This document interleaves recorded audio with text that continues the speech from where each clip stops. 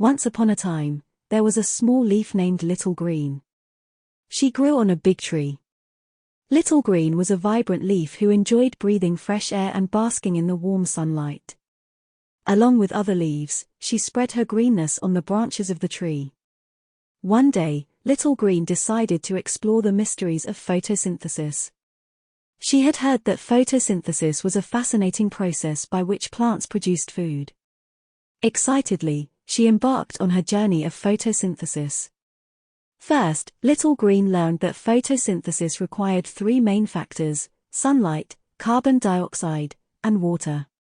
She opened her stomata, absorbing carbon dioxide from her surroundings while also absorbing water from the soil. Next, Little Green noticed the sunlight shining on her leaf.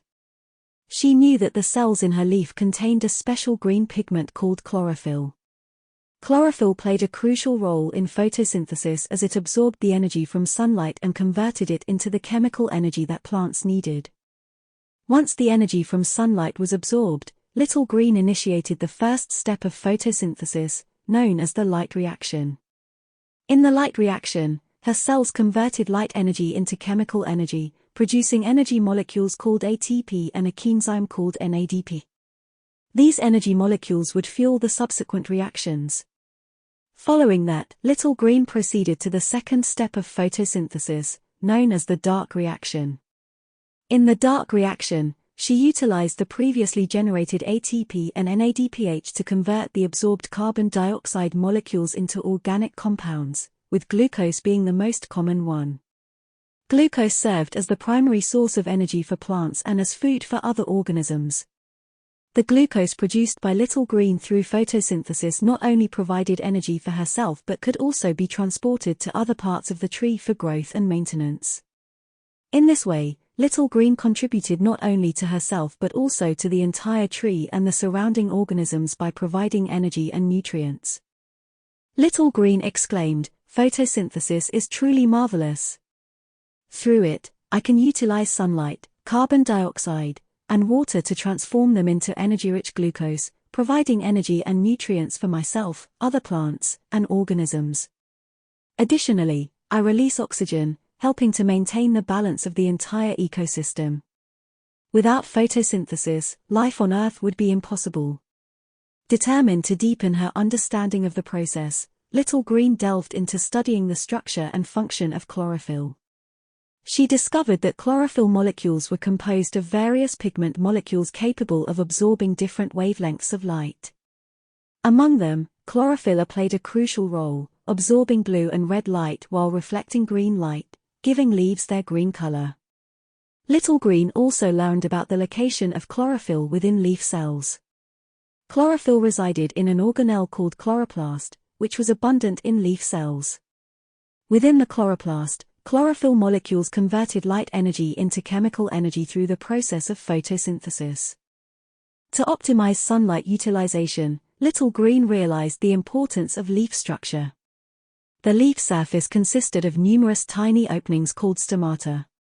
Stomata could open and close to control water evaporation and carbon dioxide uptake. When sunlight was abundant, stomata opened, allowing carbon dioxide to enter the leaf while releasing oxygen. When sunlight was scarce or temperatures were high, stomata closed to reduce water loss. Through her journey of exploring photosynthesis, Little Green developed a deeper understanding of how plants utilize sunlight, carbon dioxide, and water for photosynthesis. She marveled at the intricacy and beauty of nature and realized her own significance as a single leaf. Little Green was determined to continue photosynthesis, providing nutrients and energy for herself and the entire ecosystem. While continuing her exploration, Little Green encountered a friendly bee named Buzz. Buzz told her that bees also had a close connection with photosynthesis. Bees collect nectar from flowers, and this nectar contains glucose produced by plants through photosynthesis. Little Green realized that her glucose provided valuable energy for the bees.